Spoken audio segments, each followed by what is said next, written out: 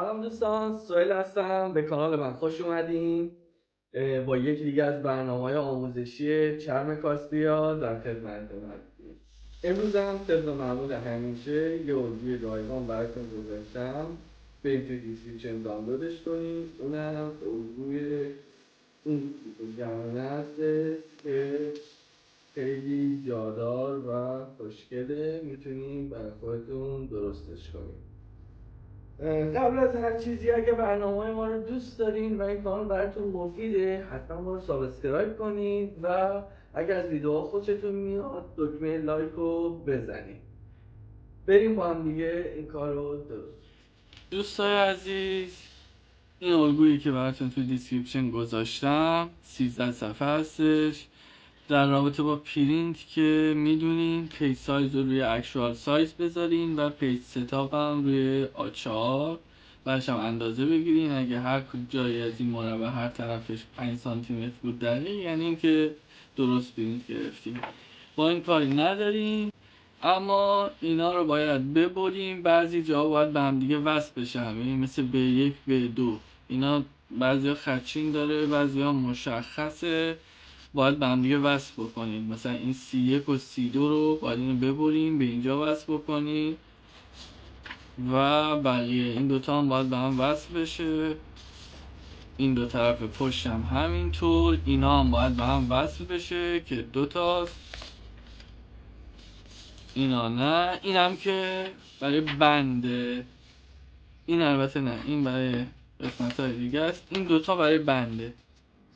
اینا رو باید به این شکل ببریم، بعد اینو بیاریم اینجا، اینو ببریم بالا، اینم ببریم بالاش بچسبونیم. اینم به همینطور، همه بندا به این شکله. اینجاست و اینو میبریم بالا میچسبونیم. حالا ما انجام میدم براتون فیلم میگیرم که ببینیم.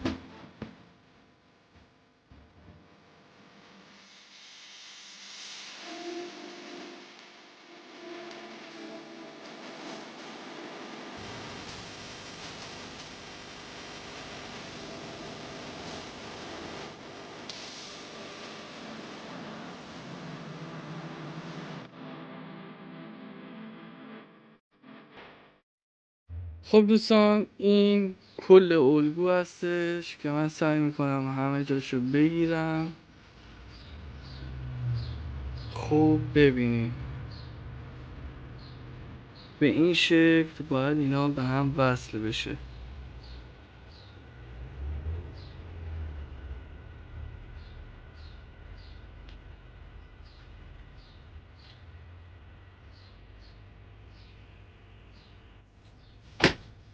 خب دوستای عزیز، الان وقتشه که ما کارمون رو بچسبونیم روی چرم. این چرمی که من انتخاب کردم چرم گاوی هستش. برای کلیت کار از این چرم استفاده میکنم.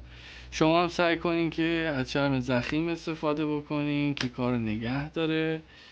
و فقط این یه دونه تیکه جلو رو که جلوی کار هستش رو یه تیکه چرم دیگه دارم که روی اون میچسبونم. این چرم بوزیه و تهداره که برای جلو استفاده میکنم. حالا میرم شروع میکنم به چسبوندن، با هم دیگه میبینیم و بعد میریم برای سنبه و بقیه کارا. بریم با هم دیگه انجام بدیم.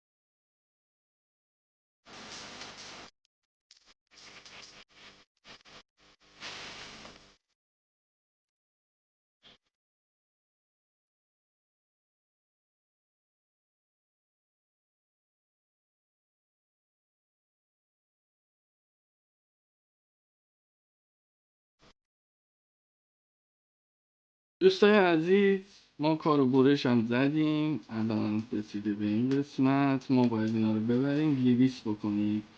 اینا قطعاتیه که 200 میخواد. البته بند یه طرف بند 200 میکنیم و بعضی هم فقط کنارهاشه میبرم توی 200 بهتون نشون میدم. بریم برای ادامه کار.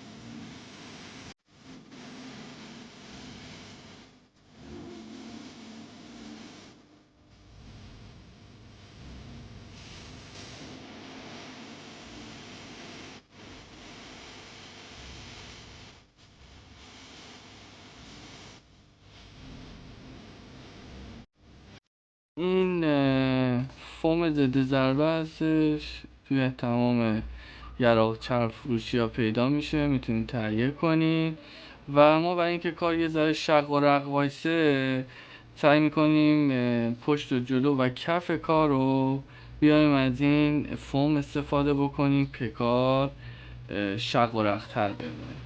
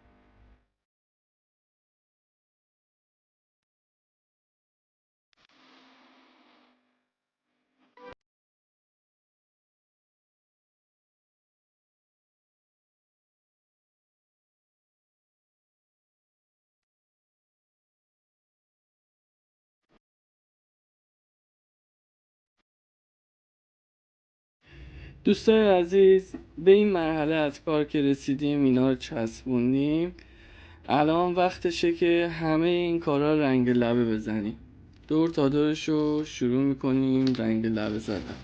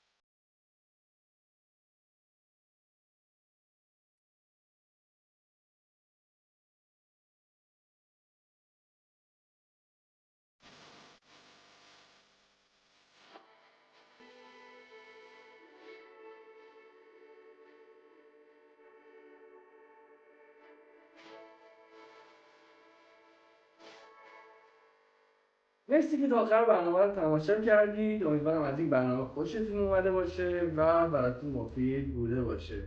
اگر کانال ما رو دوست دارید حتما ما رو سابسکرایب کنین و اگر از این ویدیو خوشتون اومده حتما دکمه لایک رو بزنید.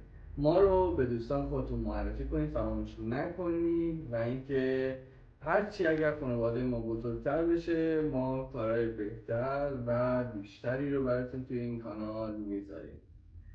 تا برنامه بعدی